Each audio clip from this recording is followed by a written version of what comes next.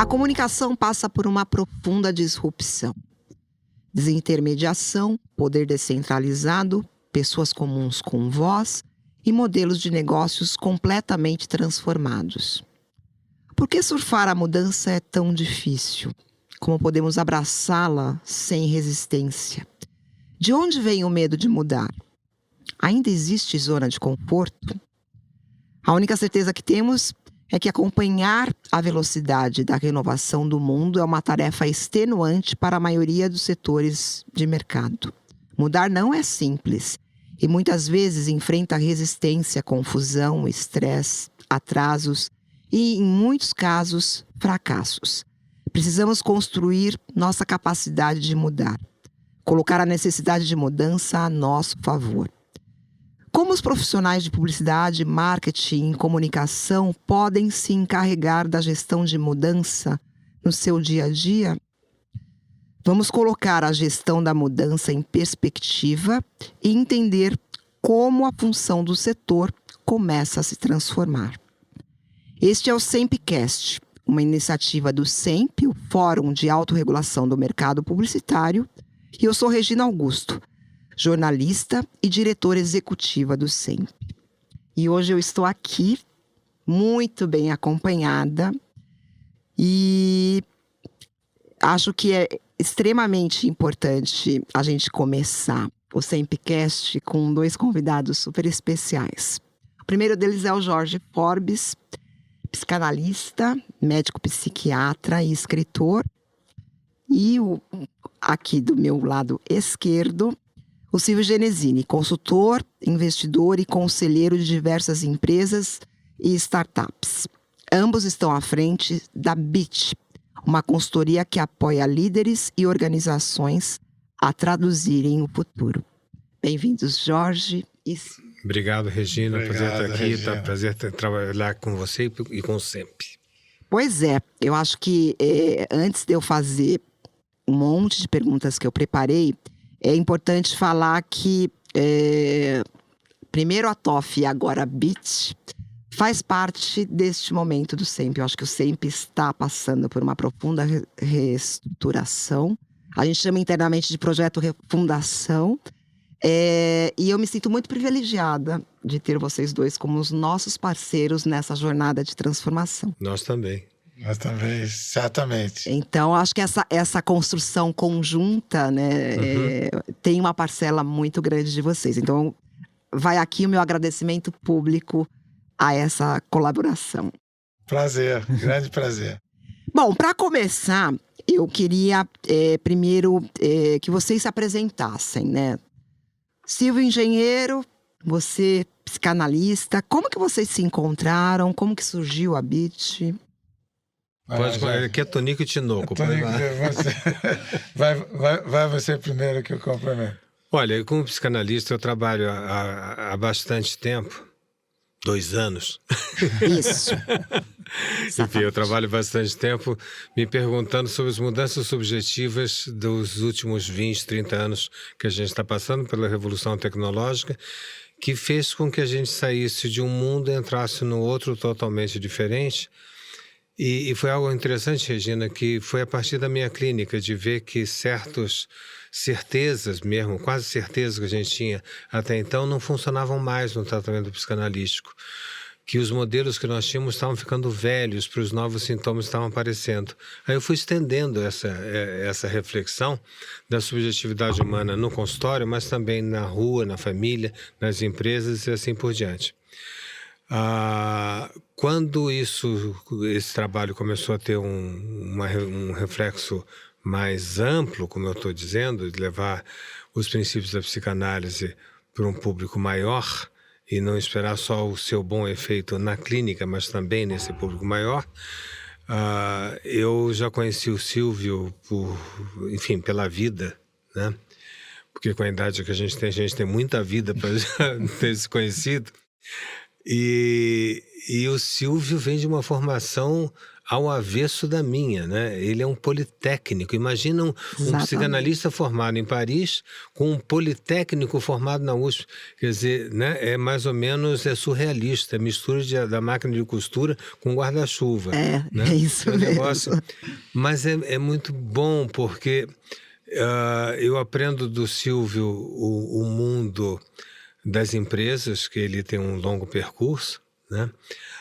O mundo das empresas, o linguajar das empresas, a dificuldade das empresas.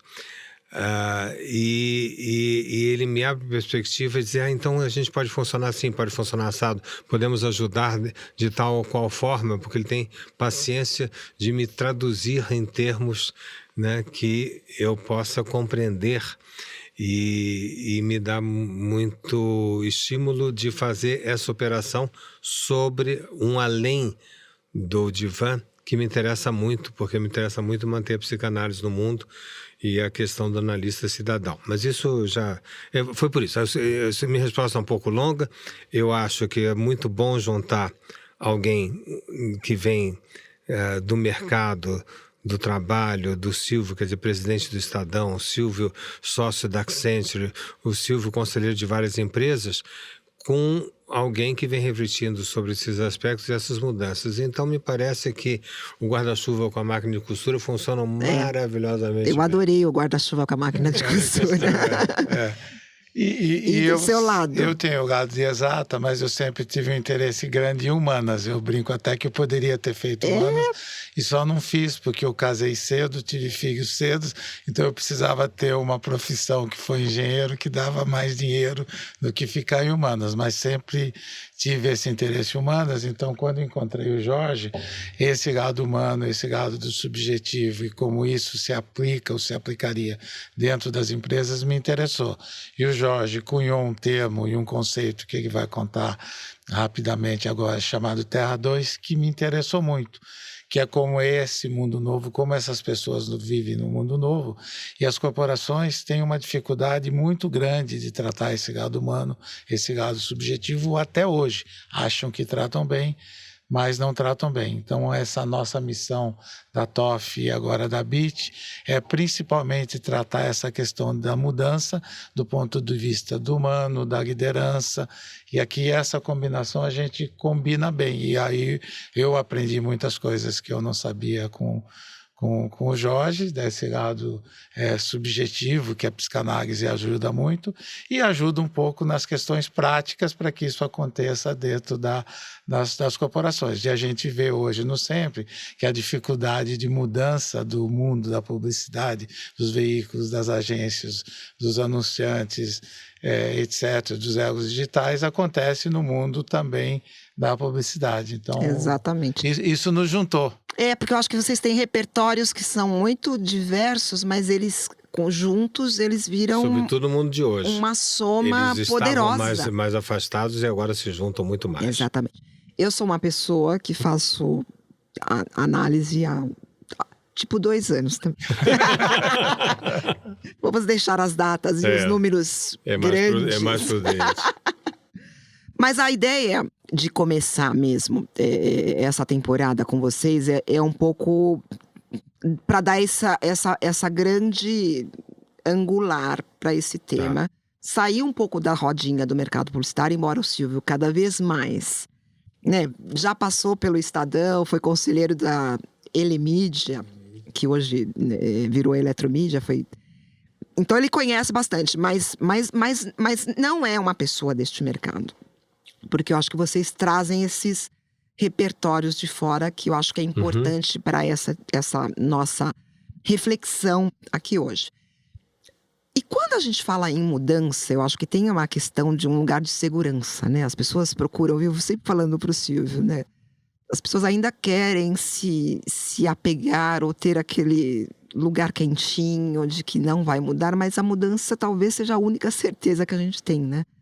E aí eu te pergunto, Jorge, com a sua formação, por que a gente resiste tanto a mudar? Porque a gente tem medo. Porque a gente se angustia. Porque a gente quer garantia. Porque a gente quer ter certezas.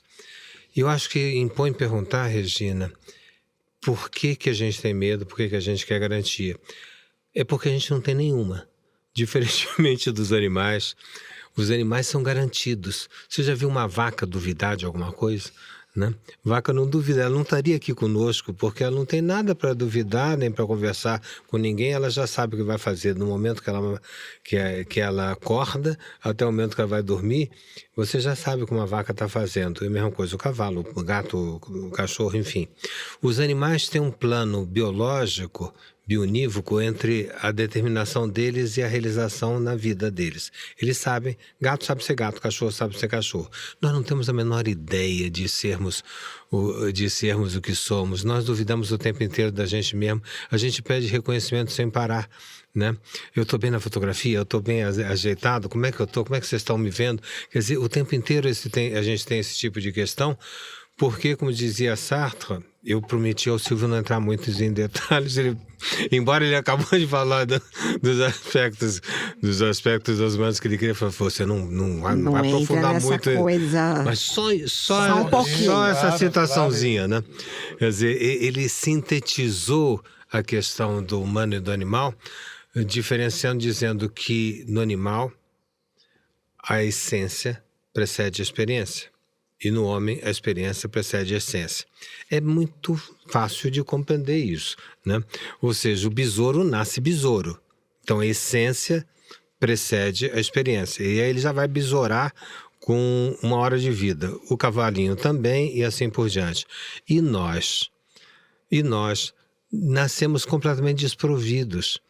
A gente recebe o ser humano não só no cobertor azul ou rosa, como que é uma grande discussão filosófica do ministro, mas a gente recebe na família, a gente recebe no nome que a gente tem. Por que você se chama rainha?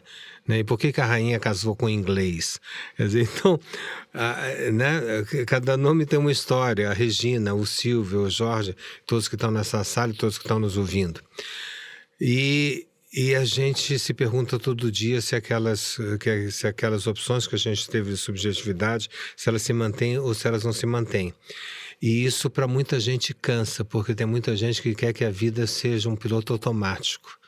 É um erro, porque você abre mão da criatividade, né? Então, no mundo você tem os seguros, disciplinados e chatos, e você tem os inseguros, responsáveis e criativos. Depende de que lado você quer estar. Numa mudança tão radical nas nossas vidas como essa que tem ocorrido desde que o mundo se horizontalizou, desde 1990, 92, a web, que horizontaliza as relações humanas, aumentou muito a nossa capacidade de escolha, porque nós temos multiplicidade de opções. Diminuiu muito nossas certezas, as pessoas estão muitas vezes angustiadas ou deprimidas por um medo do risco, porque nós estamos numa época de escolhas, onde você tem, por exemplo, 10 possibilidades, se você escolhe uma, a única certeza que te fica é que você perdeu 9. Então as pessoas ficam apavoradas e querendo certezas. E é bom começar a discutir com todo mundo que está nos ouvindo, não é? Como é que a gente vai poder criar sobre as incertezas? O mais engraçado da vida é exatamente manter o equilíbrio com a incerteza e não criar um novo anormal. Temos uma grande chance de criar um novo normal. Temos uma grande chance de criar um novo anormal. Você sabe que você falou das escolhas e eu me lembrei. Eu sempre fico angustiado quando eu vou num restaurante e o cardápio é muito grande, né? Porque é muito angustiante. Só que na pandemia... Você é diplomata, você quer comer tudo. Mas a minha vida agora tá mais fácil, porque eu já era vegetariana há muito tempo e na pandemia eu virei vegana. Então hoje, a maioria dos restaurantes tem uma, no máximo 2 opções veganas. Então a minha vida agora tá muito mais simples. Eu não fico mais naquele dilema de ter que escolher um monte de coisa. Porque dá uma certa angústia mesmo, você tem que decidir, escolher. Agora, a maioria tem uma opção, eu falei, não, é a opção vegana, então eu nem olho o cardápio. Mas eu acho excelente esse seu exemplo, porque quem está nos ouvindo pode dizer assim, bom, eu estou com muita informação, essa época é terrível, é muito angustiante porque a gente tem muitas informações e a gente não pode dormir. Os americanos criaram esse nome agora, FOMO, né? Isso, exatamente. Que é FOMO para o mundo que nos que nos trouxe problema.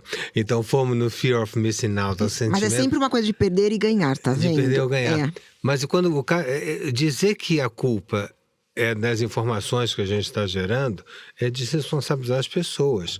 É pensar que você vai num restaurante de buffet, por exemplo, e você tem que escolher o boi, a galinha, o porco, a massa, e sei lá mais o quê, para não fazer, para não gerar uma sensibilidade negativa ou do boi ou da galinha, né? Como se você fosse obrigado, porque tem você obrigado. Nós não somos obrigados, nós temos muita informação, nós temos nossos celulares. É verdade, nós temos muito mais informação que antes, mas a gente tem escolha. Isso, exatamente. E aí, Silvio, entrando um pouco já no nosso mercado, né, que você, nos últimos anos, olhou profundamente para ele. O que você acha que hoje deve ser o fio condutor para poder lidar com as transformações tão profundas que a gente está lidando para o nosso mercado, assim, falando para um líder hoje, né? Porque a nossa audiência é um pouco os líderes do mercado. Pegando o gancho do Jorge, né, o mundo já concluiu que o mundo é incerto, imprevisível. Isso todos os líderes já sabem. Se a gente perguntar para os líderes do nosso mercado, eles vão dizer isso até porque vivem na incerteza desse mundo. Só que nesse mundo incerto, o que o pessoal está procurando hoje é um novo modelo e uma nova certeza que controle esse mundo e essa incerteza. E como o Jorge disse, você tem que viver na incerteza, na responsabilidade e na criatividade. Isso significa que você não vai ter um novo modelo, que você vai ter que viver com essa incerteza, com o imponderável. Você vai ter que viver com o imprevisível. O imprevisível requer que você invente a cada dia. Então, o mundo está procurando hoje, e aí tem um problema, quer dizer, eu quero qual que é a nova agência, exatamente como ela tem que ser, qual que é o novo veículo, qual que é a nova mídia, qual que é o novo formato. Não tem esse modelo. Esse modelo ele é construído quando você caminha, no caminho. Então, você viver com essa incerteza, ser responsável por inventar esse futuro dentro de um mundo de incerteza, sem querer ter um modelo definido, é uma das coisas mais difíceis de fazer, porque o que você vê o pessoal tentando fazer é tentando de novo criar uma caixinha e que a caixinha caiba nesse mundo incerto. Ela não caiba nesse mundo incerto. Então você tem que viver com a surpresa do imprevisível, do intangível, do imponderável e viver dentro desse mundo e o melhor possível. E você vê isso muito quando você chama, por exemplo, a diversidade para dentro das empresas. As pessoas querem diversidade, estão chamando diversidade porque é importante, mas querem colocar a diversidade dentro de caixinhas, no mesmo modelo que tinha anteriormente. Aí a diversidade não funciona quando você tem uma régua única para a diversidade. Então eu tenho mais mulheres, mais negros, mais pardos, mais gente criativa, mais transformação geracional. E depois quero colocar todos eles dentro do mesmo formato, de uma cultura que é uma cultura única, que é uma cultura que eles chamam de cultura autêntica ou genuína, que são nomes que estão, ele simplesmente não cabe. Você não vai, as pessoas não vão caber dentro dessa cultura nova. Então você tem que viver com o incerto e tem que criar e inventar dentro do incerto. Então, essa é a diferença do mundo que nós estamos vivendo.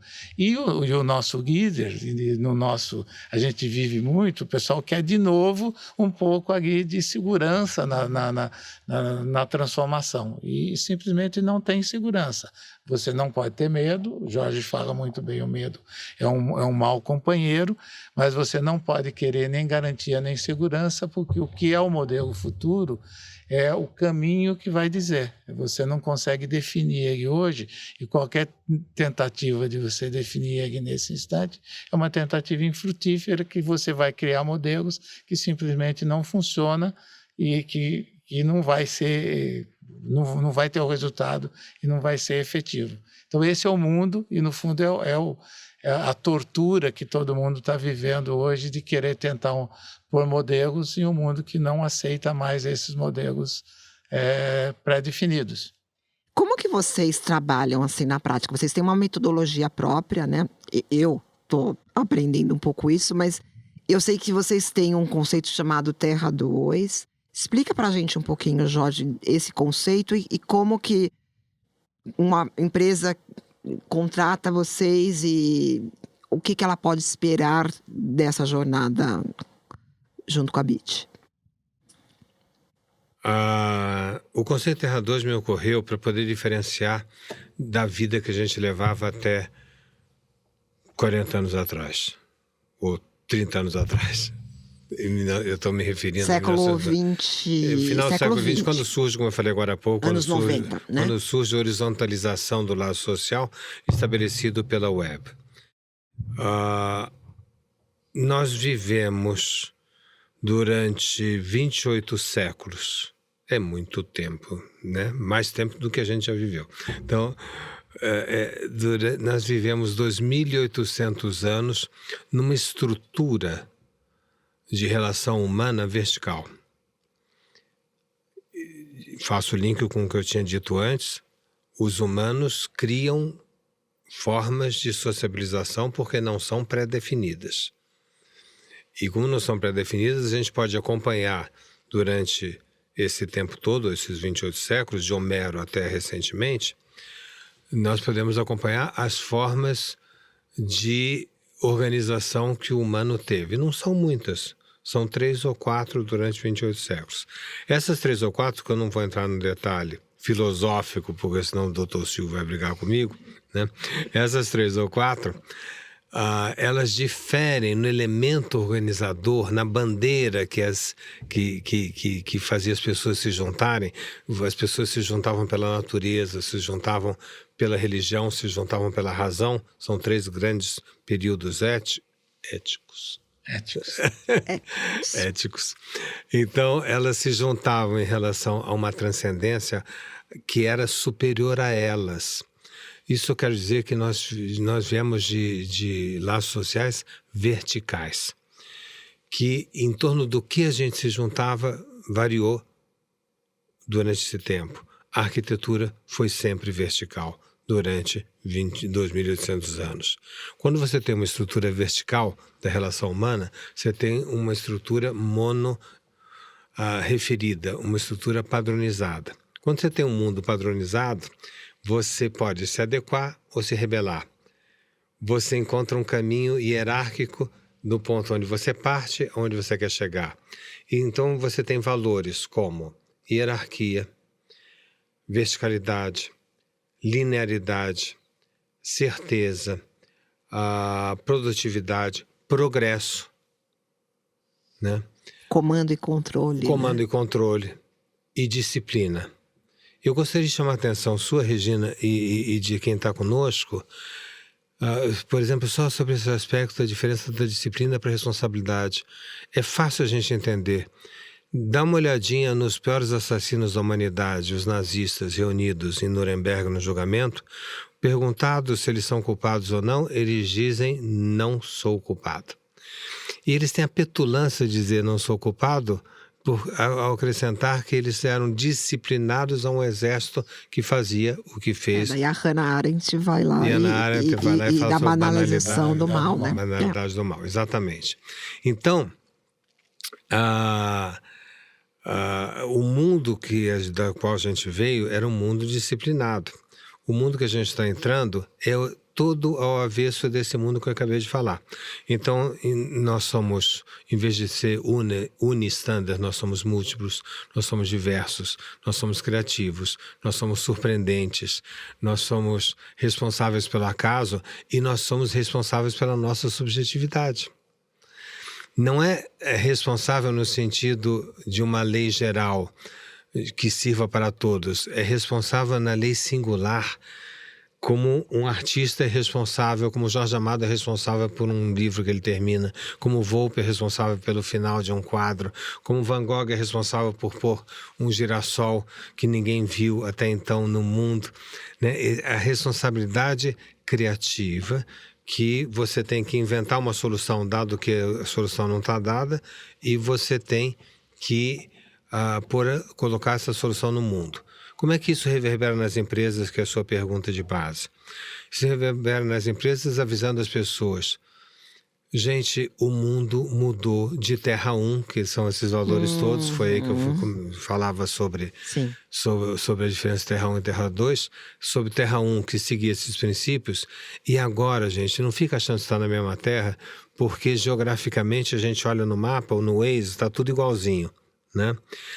Tá, geograficamente está, mas os seres que habitam esse planeta são totalmente diferentes dos seres que habitavam até então. Tão diferentes que eu propus chamar de Terra 2. Terra 2, tá, né? Claro. Então, como viver em Terra 2? Se a gente não legitimar, Regina, a vida em Terra 2, nós vamos continuar tratando novos fenômenos com velhas receitas. E isso é horrível. E é o que as empresas estão fazendo. Jorge, eu quero pegar esse seu gancho. E agora de Terra 1 e Terra 2, tá falando? Isso, do Terra 1 e Terra 2, que agora ficou super claro. Porque eu acho que tem uma questão geracional, né? Como você falou. Esta transformação é dos últimos 2 décadas e meia, né? Uhum. Então, pessoas da nossa geração, ou um pouquinho mais para baixo, enfim, né? Entraram no mundo corporativo quando éramos Terra 1. E agora a gente não teve escolha, entramos no Terra 2, mas a cabeça, em muitos casos, ainda tá no modo anterior. Como mudar essa chave, Silvio? A mudança da chave é uma jornada. Eu acho que essa é a grande questão. Você não pode achar que a chave muda do dia para a noite. Muita gente, quando fala de propósito, quando fala de mindset, usa essas palavras que eu chamo de falsos amigos, acha que você pode mudar a chave do dia para a noite. A chave não muda do dia para a noite, porque é uma transformação. E você tem várias situações quando você está nesse mercado e tem que se posicionar, que o Jorge corretamente chama, usando os filósofos gregos, de questão trágica. Então vamos pegar 2 exemplos que você vai se referir muito bem. O exemplo do Bradesco com as influenciadoras, fala do nosso mercado, que um dia disseram, você é vegana, que alguém não poderia não comer carne um dia por semana. O pessoal da agroindústria foi lá, fez um movimento na porta do Bradesco, e o Bradesco tomou uma decisão de tirar do ar e de se juntar à agroindústria. É uma decisão que... E houve outras consequências que nós sabemos, práticas também. Práticas, né? de executivos que agência que caíram. Mudou, Então, essa é uma decisão que, se você olhar do ponto de vista, não tem nenhuma decisão boa, porque se você olhar no Terra 2, o novo habitante de Terra 2 é o seu colaborador e é o seu cliente ao mesmo tempo. Quantas pessoas dentro do Bradesco, como colaboradores e como consumidores, olharam e falaram, não faz sentido. Eu também acho que não comer carne um dia por semana e às vezes não comer carne para sempre é uma ideia interessante. Como o Bradesco tinha que ter uma relação com a agroindústria, como a agroindústria é importante para o Brasil. As duas verdades são verdades, é a questão trágica. Então você vive nesse mundo e muitas vezes você não pode se abster. Então você tem que aprender como viver nesse mundo e isso leva tempo. Segundo exemplo, o exemplo da Disney lá em Orlando. A Disney lá em Orlando, num determinado instante do tempo, teve a lei que eles chamam lá do Ron DeSantis, é o governador, que dizem que ele pode ser o próximo Trump lá, conservador. Ele colocou uma lei na Flórida dizendo que não podia discutir identidade até uma determinada instante nas escolas. E perguntaram para a Disney, o Bob Chapek, que é o substituto do Bob Iger, se ia se posicionar. Ele disse, não vamos posicionar para fazer. Os colaboradores foram para a rua e falaram, você tem que se posicionar. Então ele se posicionou contra a lei Don't Say Gay. O que o Ron DeSantis fez lá? Retalhou. Orlando era quase que um Vaticano dentro da Flórida, tinha benefícios fiscais e eles retiraram o benefício fiscal. E quando todo mundo fala, mas por que ele se posicionou? Ele não teve alternativa de posicionar porque os colaboradores de Terra 2 Você tem que se posicionar. Então, o mundo, essa é uma questão trágica. Tem uma boa resposta para essa questão? Não tem nenhuma resposta. Você tem que escolher uma e viver com essa questão de que o que você escolheu te tira de outras coisas. Então, esse mundo, você aprender a viver nesse mundo que tem uma certa polarização, se você tratar a questão do aborto nos Estados Unidos, vai acontecer aqui no Brasil, vai ser a mesma coisa, porque tem gente a favor e tem gente contra. Então, essa questão é uma questão hoje muito relevante do ponto de vista de posicionamento de marcas, que não tem uma resposta única. E por isso que a gente diz que em Terra 2 não tem receitas. Você tem que inventar o que você tem e muitas vezes na invenção que você fez, você ganha algumas coisas e perde outras coisas. Mas esse é o mundo que as empresas têm que viver. Então, o mundo tem essa dificuldade, se a gente olhar os executivos atuais, e vale para o nosso mercado, não querem viver nesse mundo. É o que o Jorge diz, eles estão evitando viver nesse mundo. E não tem como você não ir para esse mundo. E que esse mundo é uma jornada, é um caminho, e não é do dia para a noite, não é dizer que você tem propósito, não é dizer que você tem SG, e não é dizer que você mudou de mindset. É uma mudança muito mais transformadora que é ir para a Terra 2. Pode falar, Jorge. Eu queria aproveitar o que o Silvio está falando para juntar o que ele está dizendo às questões que nós temos trabalhado juntos, Silvio e eu e nossas sócias, que é o seguinte, 2 exemplos de empresa que me ocorrem. Ele falou do Bradesco.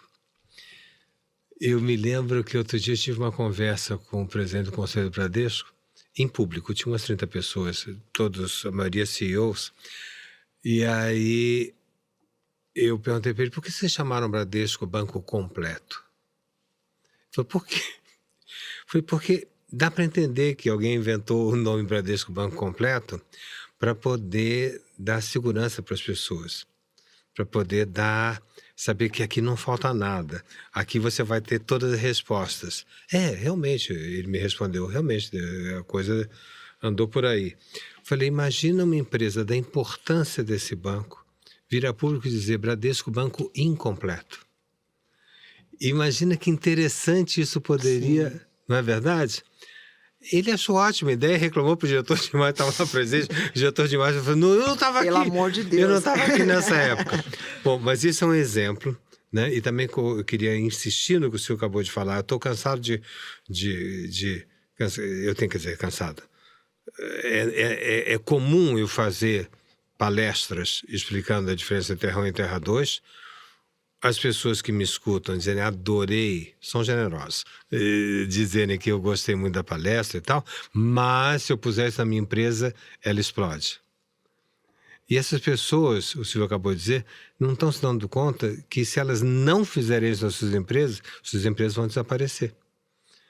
E eles também vão desaparecer, porque as qualidades que fizeram uma pessoa chegar à presidência são qualidades Terra 1, e as qualidades hoje em dia para se manter na presidência são Terra 2. Exatamente.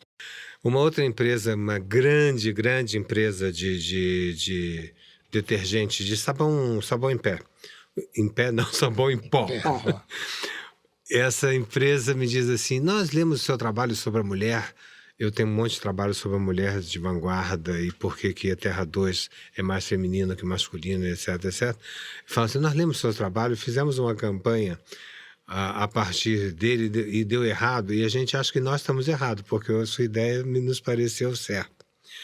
Eu fui ver a campanha, era assim, você, mulher de vanguarda, você que agora está liberada, etc, você pode sair com as suas amigas, ou pode sair do seu trabalho, porque o sabão tal vai pro...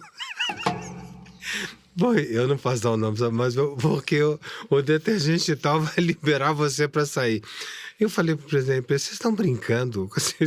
Vocês explicaram para a mulher de vanguarda que o sabão deixa ela ir trabalhar ou deixa... Vocês acham mesmo que isso é legal? Né? É tamanho absurdo, né? Mas que passou despercebido por essa empresa. E não é um sabãozinho qualquer, é uma marca que vale sei lá quanto. Eu imagino. Eu até desconfio que marca que seja. Não é? Quer dizer, então, enfim, pronto. Então, você tinha falado agora há pouco sobre a questão da criatividade, né? E basicamente, basicamente não, 100% a nossa indústria é uma indústria cujo motor é a criatividade.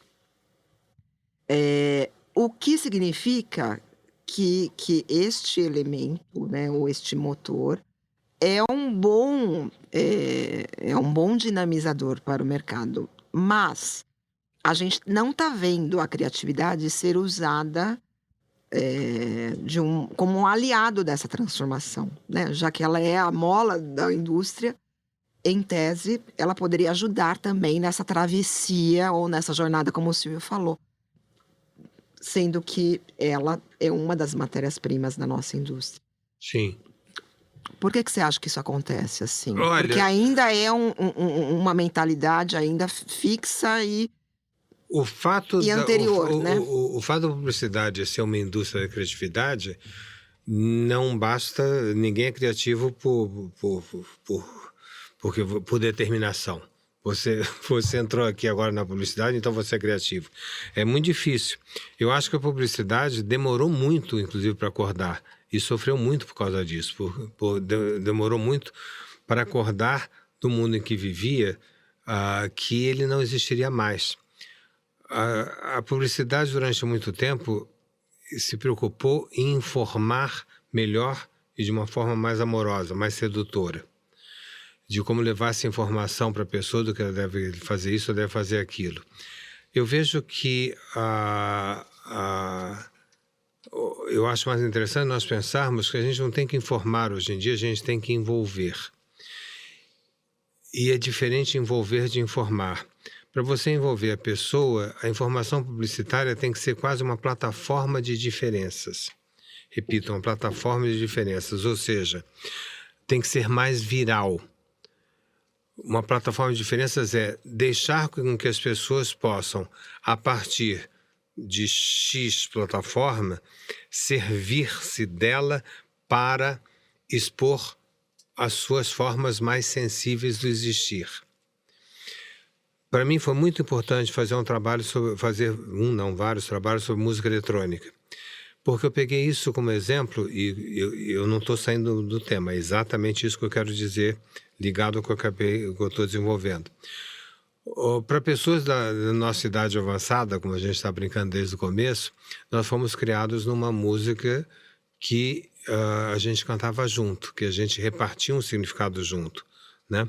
A gente cantava os clássicos americanos, a gente cantava a bossa nova, a gente canta música de raiz brasileira, a gente canta samba, são coisas que a gente canta junto. De repente, a música que mais ecoa no mundo não é mais essa, é uma música que reúne 2 milhões de pessoas numa avenida, que parece que abriram a porta do sanatório geral, como diria Chico, né? Que está todo mundo, eles não se falam, é uma música que se diferencia pelo número de batidas por minuto, a música eletrônica, e eles estão se sacudindo no meio da avenida, e os mais velhos ficam dizendo, que loucura é essa? O meu tempo é que era bom, eu tinha Frank Sinatra, eu tinha All the Way, eu tinha um barquinho que vai, que volta do Bosco, né? E isso faz as pessoas acharem que o mundo está maluco. O mundo não está maluco. Quando essa moçada pergunta, está ligado? Não é uma besteira, não é uma oligofrenia coletiva dos adolescentes. É dizer, eu escuto isso e me ligo de uma forma, e você está ligado também, não necessariamente da mesma forma. E nós temos que nos acostumar que esse mundo vai caminhar para uma sociedade de ressoar, que vai acabar ganhando o espaço do raciocinar. E tem estudos, me ocorre agora um estudo muito interessante sobre isso, eu quero concluir esse comentário, do Malcolm Gladwell, que é jornalista, sim, né, e que escreveu o seu livro mais conhecido, e é a ele mesmo que eu estou me referindo, é o Tipping Point, o ponto de virada, que está em português, onde ele faz estudos, me parece muito interessante, o mais famoso, sobre a quebra da violência de Nova York, que não foi feita por elementos de confronto, de violência versus violência, mas de violência versus desejo, violência versus a surpresa. Não dá para a gente aprofundar aqui agora esse tipo de coisa, mas eu quero dizer que a publicidade tem um fator importantíssimo e tem que se reposicionar em si como uma plataforma de diferenças, que não tem que se preocupar em comunicar e sim em ressoar e envolver, e que pode colaborar enormemente nesse novo momento do mundo, como comentei agora há pouco, numa grande empresa, em vez de escrever o banco completo, escrever o banco incompleto, dá uma ajuda para a civilização e para a Terra 2. O Silvio, pegando esse gancho, eu adorei essa questão da plataforma de diferenças. Eu acho que isso é uma chave tipo o banco incompleto, assim. Ela é maravilhosa, mas ela não, ela funciona super bem, mas é difícil você ver alguém assumir isso, né? E Muito abraçar. difícil. E aí, você participa, né? Já participou de mais conselhos, hoje você está tentando abrir mão de alguns. Para ter lugar para dar lugar para outros. E eu imagino que reunião de Trabalho. conselho seja tipo terapia em grupo, assim, né? Eu agora estou começando a estudar também, porque eu pretendo no futuro também ir para essa área. Mas eu acho muito interessante, porque Quando você tiver a eu idade do vejo... Silvio. Exatamente, ainda tenho algumas décadas. É. Quando a gente olha para os líderes das empresas, e aí eu estou falando também do nosso mercado, esta posição de CEO, né, de presidente, ela é uma posição muito solitária. E aí a gente tem essa questão, né, a maioria é de uma geração que chegou ao poder, mas formado ainda num outro momento, e está tentando navegar na transformação e fazendo o que pode, ao alcance, com cobranças de todos os lados. Uhum. O que você diria para essa pessoa? Ou que tipo de habilidades ou exercícios práticos no dia a dia para tentar dar uma acelerada nesse processo? Aí tem os dois pedaços, né? O CEO e a sua liderança, que precisa se transformar. Então, aí tem uma transformação dele para viver nesse nesse novo mundo. Então, viver num mundo menos hierárquico, com menos comando e controle, com alguma coisa que tem mais afeição e mais carisma do que era o indicador físico. Então, tem uma transformação grande que, para mim, o melhor transformação desses últimos tempos que disse isso explicitamente foi o Jorge Paulo Lemann, quando há 5 anos atrás ele disse que era um dinossauro apavorado.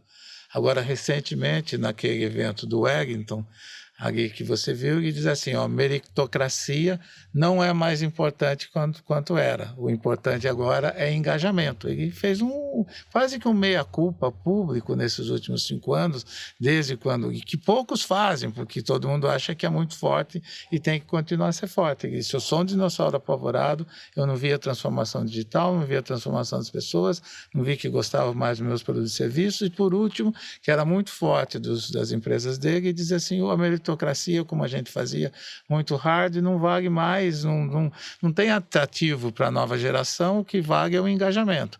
Engajamento tem muito mais sentido, mas é muito melhor o nome engajamento do que é o nome meritocracia hard, porque é típico da hierarquia e do comando e controle. Então tem que ter uma transformação. E a outra transformação é a transformação dos conselhos. Os conselhos eram homens brancos de finanças que está fazendo uma transformação, mas muito devagar. A primeira transformação é ter mais mulheres. Tinha 7%, 8%, hoje tem 10%, 12% nos conselhos, mas tem que ter 30%, 40%, tem que ter um dia ter metade, e transformação também do tipo de pessoas que está nesse colegiado. Como é um colegiado, tem que discutir, então esse conhecimento do cliente, do envolvimento do cliente, do engajamento do cliente, que não basta você ter dados, você ter pesquisa, porque senão você olha para o cliente como se ele fosse uma entidade que aparece lá nos números, nesse negócio de Big Data, Insights, e não que ele é uma pessoa subjetiva do outro lado que tem que ser tratada singularmente e personalizada. É isso que a gente diz em Terra 2. E chega uma determinada hora que, obviamente, os dados te ajudam, mas que você tem que ter interação. Se você não tiver interação, e muitas vezes a interação, por mais que custe, tem que ser humana.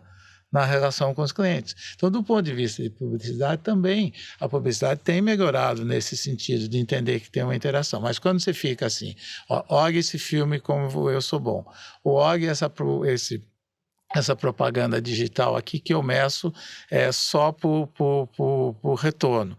É insuficiente. Se você não tem essa interação de verdade para ver como que o cliente está usando os seus produtos e serviços na sua vida, como os seus desejos batem com o uso dos produtos e serviços, você ficou na metade. Então, a transformação da publicidade e comunicação tem que considerar que lá no consumidor tem alguém com desejos de coisas específicas, que o seu colaborador tem desejos e tem necessidades de coisas específicas e tem que tratar eles singularmente.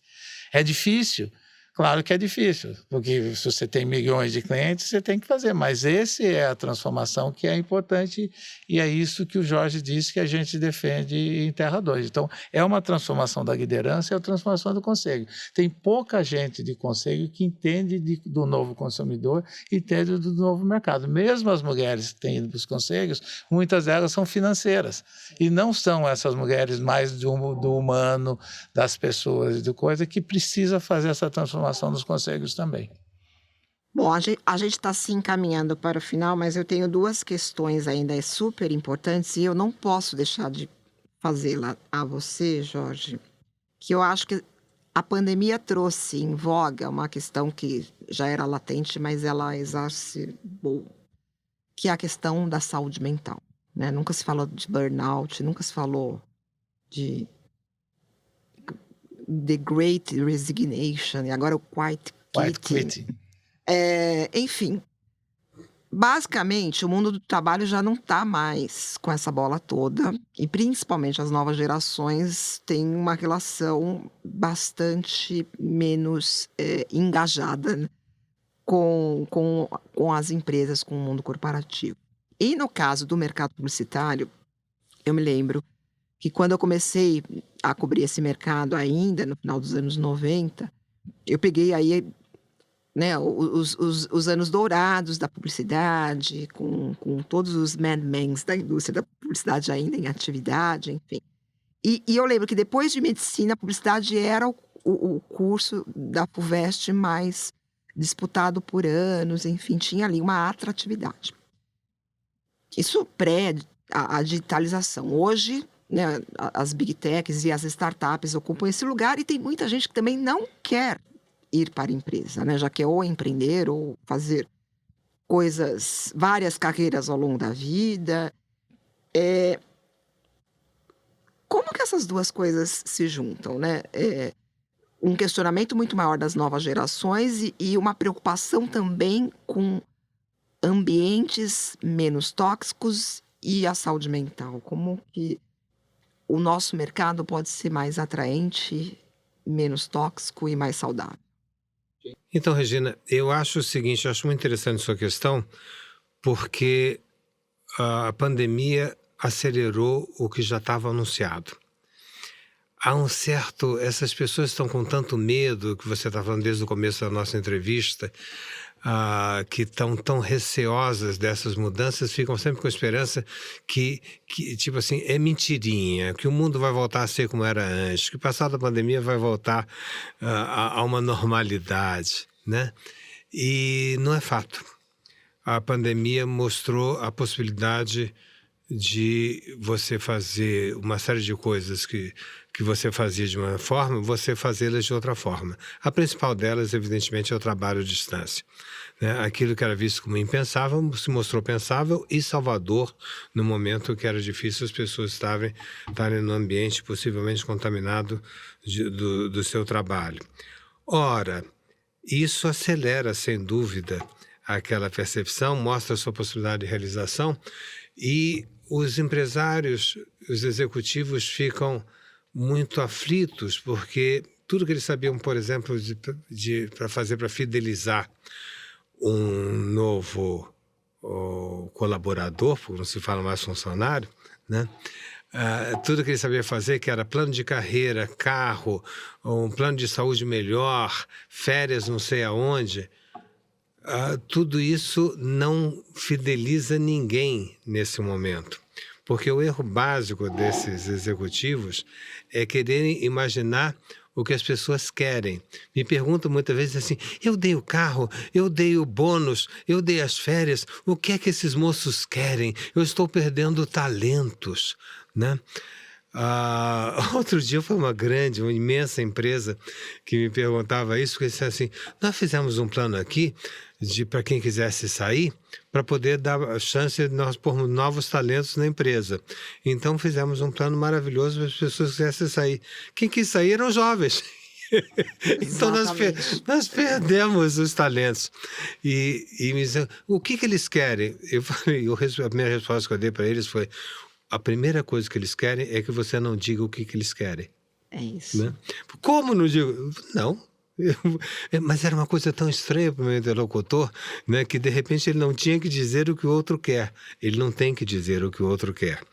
Então nós estamos, a meu ver, sem dúvida, numa nova topologia, uma topologia que não se diferencia mais casa-trabalho, e nós não sabemos ainda como habitar esse mundo. E última coisinha que eu queria falar ainda, querendo te responder, porque eu não esqueci que você falou de saúde mental. Nós estamos, agora por um lado as pessoas descobriram a subjetividade humana, e a segunda coisa é que querem tratar a subjetividade humana, então estão um pouco assustados com essa tal de subjetividade humana e, Regina, eles querem fazer um novo normal com catálogos de como é que tem que ser essa humanidade. E está todo mundo... E estão passando questionários nas empresas que ninguém escapa. Você tem dormido muito, você tem dormido pouco, você ganhou peso, você perdeu peso, você brigou com seu filho, você ficou submetido a ele. Quer dizer, perguntas que ninguém escapa e todo mundo tendo remédio como se os problemas da vida para tudo tivesse remédio. Não tem, não. Né? Então eles estão definindo padrões do bom comportamento, uma nova moral da saúde mental. Para sacudir um pouquinho isso, eu escrevi um artiguinho na revista HSM, onde eu sou articulista, e dei o nome de Saúdes Mentais, para se começar a acostumar com a ideia de que não é a Organização Mundial de Saúde que define como é que você está mentalmente ou não, mas é responsabilidade com a sua subjetividade e não tem nada a ver com questionários e estándares de um mundo pré-Terra 1. Perfeito. Pegando esse gancho, Silvio, para a gente concluir, eu acho que tem uma questão aí também. Num ambiente de transformação, acho que há uma dificuldade. Você falou de propósito agora há pouco e de valores de uma empresa. E acho que tem uma palavra que está acima disso tudo, que é cultura, né? Eu acho que para mudar, tem que haver uma mudança de cultura, né? É uma nova cultura, é uma cultura mais aberta, mais horizontal.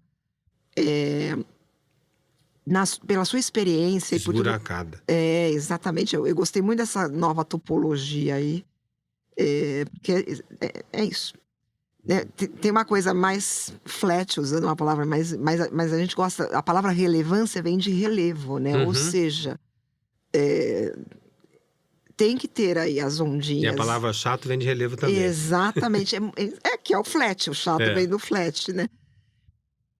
Mas essa questão de como que seria uma nova cultura ou uma cultura de transformação nos dias de hoje, olhando para os desafios que vêm pela frente. Regina, acho que você falou uma coisa importante. Cultura hoje é maior que propósito, porque quando você diz propósito, mindset, tudo, é quase que estático. Você tem o propósito e acha que resolveu, enquanto que a cultura é uma transformação e uma jornada. Então, a nova cultura, a cultura que precisa ser feita, ela é uma cultura múltipla, ela é uma cultura inclusiva, ela é uma cultura mais horizontal, ela é uma cultura mais flexível, provavelmente provavelmente a maior experiência de cultura que não é suficiente para resolver os seus problemas de negócio foi da própria Netflix. Se você ler o livro A Regra é Não Ter Regras, é uma experiência muito radical de transformação de cultura. E, principalmente, você não pode ter um one size fits all, porque, ao mesmo tempo, você não pode dizer que você é inclusivo, que você vai mudar, que você vai ter mais pessoas diferentes dentro e vai poder ter a mesma régua.